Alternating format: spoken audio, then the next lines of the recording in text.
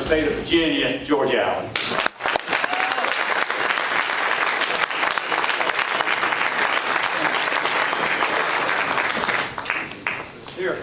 Well, Delegate Knight, Delegate Stolley, Teda Iaquinto, Chairman, Chairwomen, ladies and gentlemen, patriots all, good evening. It is great to be with all of y'all here in Virginia Beach. It is fun being with you. I've spoken so often at the breakfast.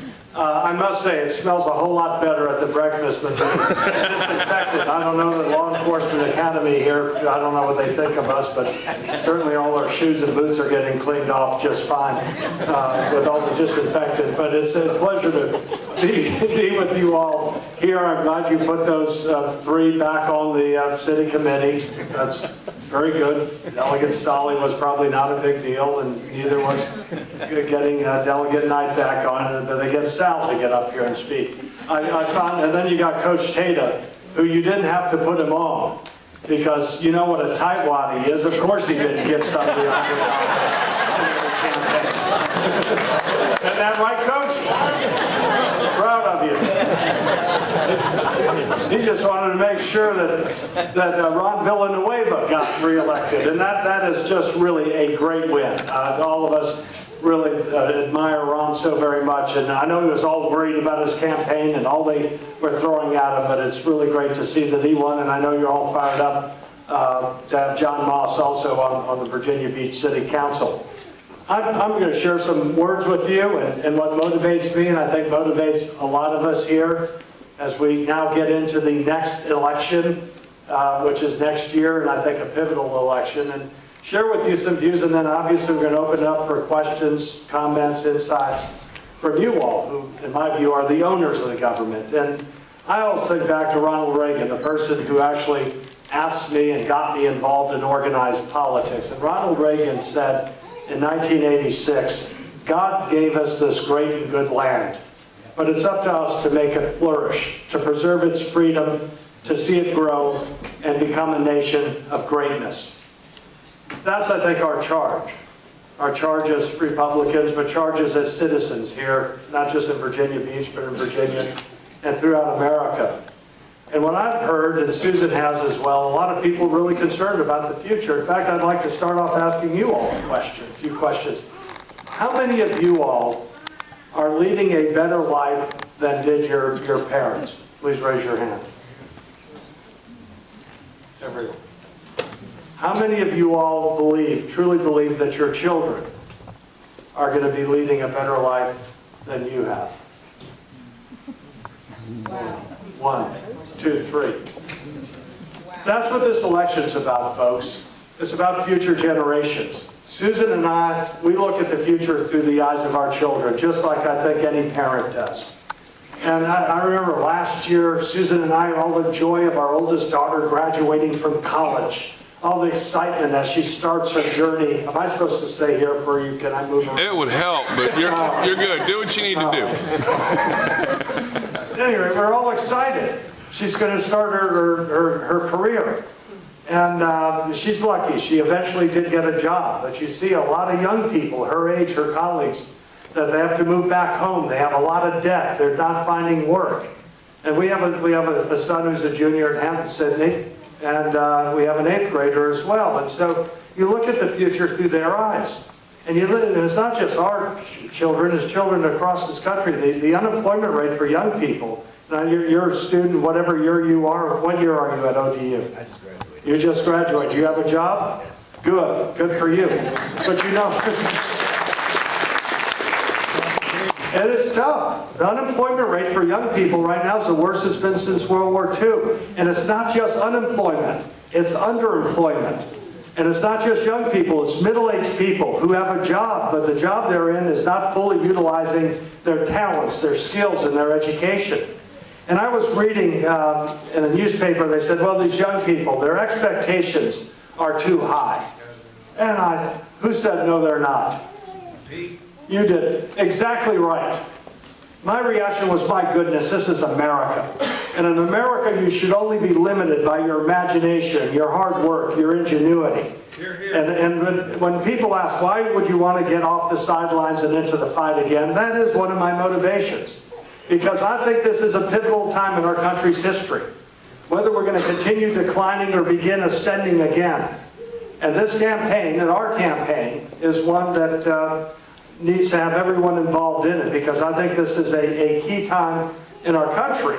But it's also a key state in the Senate seat for who's in the majority in the United States Senate. Virginia is going to be pivotal in the presidential race. I can't see anyone getting elected president without carrying Virginia.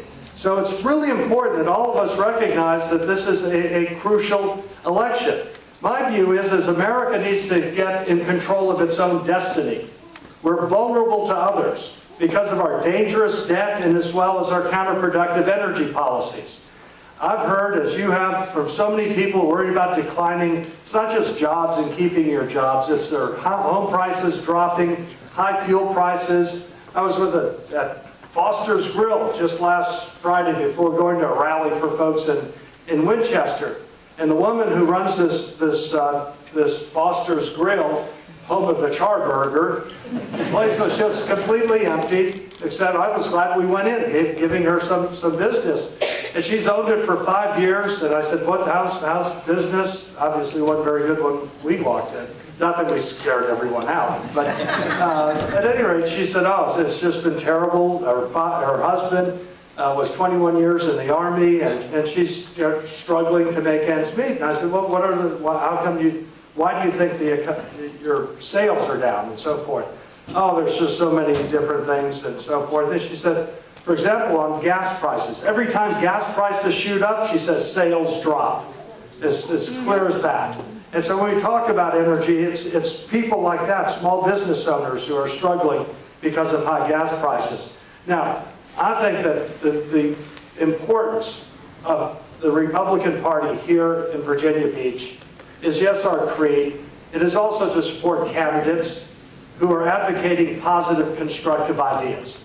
And what we've put out in our campaign is our blueprint for America's comeback. I see some of you all have it here. You're probably picking your teeth with the edges of it. It's good quality paper. Virginia paper. It is Virginia paper. And everything we have made in our campaign is made in the USA, by the way. But the point is, friends, is I believe it's time for America's comeback. And this is a pro-growth agenda for positive, constructive ideas, to reinvigorate the entrepreneurial spirit of our country, to make sure we have the right economic, the right energy, the right education policies, the latter of which is mostly a state and local responsibility. What we need to do is have a country that is fostering the ideas that have built our country, which are our personal responsibility, freedom, and opportunity for all, rather than mandates, dictates, and initiative sapping dependency on the government and redistribution. So I think my view is that the American people are the most productive, the most hardworking people on the face of the earth. It is not their fault. It's not the people's fault that our economy is going downhill. It is because of the government, the federal government, the folks in Washington that seem to always be putting us at a disadvantage. Some of y'all remember Coach Tata did when I was governor. I said, I wanted the world to know that Virginia was open for business. Well, we need to have the attitude that we want to make sure the world knows that America is open for business again, with the right policies. One thing that would really send that message would be to reduce the tax on job-creating businesses. Our federal government in Washington imposes the second highest tax, the second worst tax on job-creating businesses in the world at 35%. We'd be worse, we'd be very worse, other than Japan, which is #1 worst, had the tragedy of that earthquake and tsunami, and they have postponed reducing their tax on job-creating businesses. The international average is 25%. What I'm proposing is we reduce the tax to 20% on job-creating businesses, small, medium, and large. That in itself would create over 500,000 new jobs in the private sector a year. That's 5 million jobs over 10 years. Let's get American entrepreneurs at an advantage rather than a disadvantage.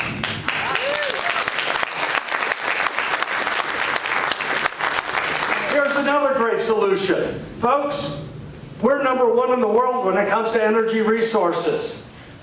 And my friends, we should thank God that we have the most energy resources in the world. We're coal, we're finding more natural gas, and we have oil.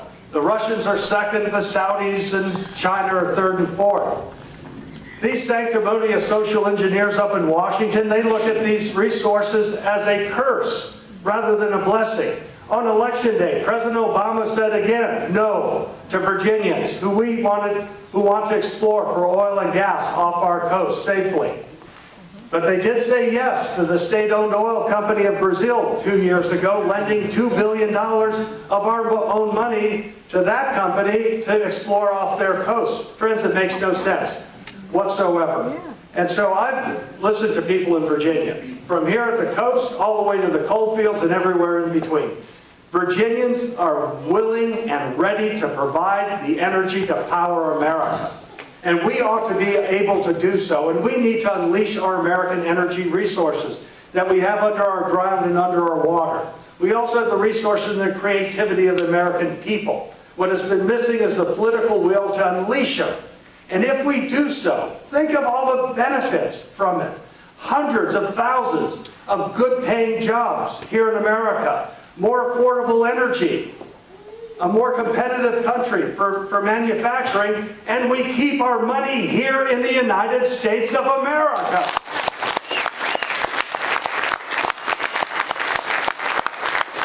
And for those in government who are all the time saying, oh, we need more revenues, need more money, the federal government could get over $1 trillion in revenues without raising taxes. So let's, whether it's from our coast, from the Appalachians to the Rockies, from the Gulf to the barren North Slope of Alaska, if you all hire me on to be your voice, to fight for you in the United States Senate, I'm going to be like a dog on a bone on this issue. Because it is jobs and it's America's freedom and our security. Now, we have a federal government that we know is overspending and overreaching. Heck, they tell us what kind of light bulbs we have to use. They tell us what kind of health care we have to buy. They're meddling in so many things that are none of their business. And now they're even suing a company for locating in a right-to-work state, Boeing, for locating in South Carolina. My goodness, we have freedom of movement in this country. You can move to North Carolina. You can move to Tennessee. Heck, you could move to Maryland if you wanted to. We have freedom of movement. I know you probably wouldn't, but nonetheless, you have that freedom of movement. I know when I was recruiting businesses to Virginia as governor, and I guarantee you Governor McDonald will say the same thing, Virginia being the furthest state north on the eastern seaboard with a right-to-work law really gives us a great competitive advantage. Best Buy, Target, Family Dollar, Torrey, a variety of companies, especially along the Interstate 81 corridor in the Valley, all located in Virginia because of a right-to-work law. A right-to-work law, by the way, in addition to all that, is a matter of liberty. And I don't believe any woman, working man or working woman, ought to be compelled to pay $700 a year in union dues as a condition of keeping or getting a job. So this is a matter of liberty as well as jobs and economic development. The other thing is we got a federal government that is meddling in a lot of things that are not their business. We just heard today that the United States Supreme Court is going to hear the appeal on this Obamacare. Good. Yes, that's very good they're doing it. And I know we all agree on that, but it is nice, it's good that they're going to hear it. This issue, by the way, is another reason I'm running, because you look at every vote counts in the United States Senate, and they passed that health care monstrosity on Christmas Eve by 1 vote. And they passed the stimulus spending by 1 vote, and they failed to rein in EPA, regulating CO2, failed by 1 vote. And I'd love to be the deciding vote to repeal and replace Obamacare in the United States Senate. Now, the Supreme Court hearing this case is good, and we hope they rule it unconstitutional. The Supreme Court, these unelected Supreme Court justices, ought not to be the ones who are the final arbiters of this. It should be we the people. We the people. And that's why I want to repeal and replace Obamacare. And a lot of the solutions are here with these state legislators. Delegate night, I trust you. Delegate Stolle, I really trust you on this at the state level. I'd like to see the states be accorded the flexibility to fashion their own Medicaid program. Medicaid is health care welfare. It builds upon what we did while Coach Tata, while I was governor, on our welfare reform, leading the rest of the country by 2 years. Let the states come up with the creative approaches. The states are laboratories of innovation, and the states ought to be trusted, the people in the states, to fashion their own approaches. I guarantee you, the services that would be provided will be every bit as good, and it will cost us less without having such a big federal bureaucracy in it. And in fact, the spending with this expansion of Medicaid out of Obamacare has really, it's eating away at the funding that could be available for higher education and making college tuition more affordable. The other thing is what this Obamacare is doing to small business owners. It's a real impediment to hiring, especially for businesses that have around 50 employees. They're saying, oh my goodness, if I hire someone on, I'm going to have all these costs, and maybe I could make some of my folks part-time so that they don't qualify for it, which is terrible for that employee who will then have to get another job to make ends meet, or they'll get temporary workers. And so this Obamacare is really something that needs to be repealed. But let's remember, we are Republicans, we are a representative democracy, and we don't think it's fine that the Supreme Court you take whatever angle you can get on it, but ultimately the solution is to elect men and women in the United States House of Representatives and the United States Senate that we will repeal and replace it. And if we cannot repeal it, what you do is defund it. And that's the way that we'll get it defeated and get our country with a more personal approach. Finally, let me say this. And here we are hearing the sound of freedom going over us. Tomorrow we're going to have a great, or very soon we're going to have some good announcements of Veterans for Allen. A lot of great men and women supporting us. The federal government, I know we care about the Republican creed, but we're guided mostly by the Constitution. That's our guidepost as common sense conservatives. And the Constitution says that the federal government's most important, in my view, enumerated responsibility is national defense and national security.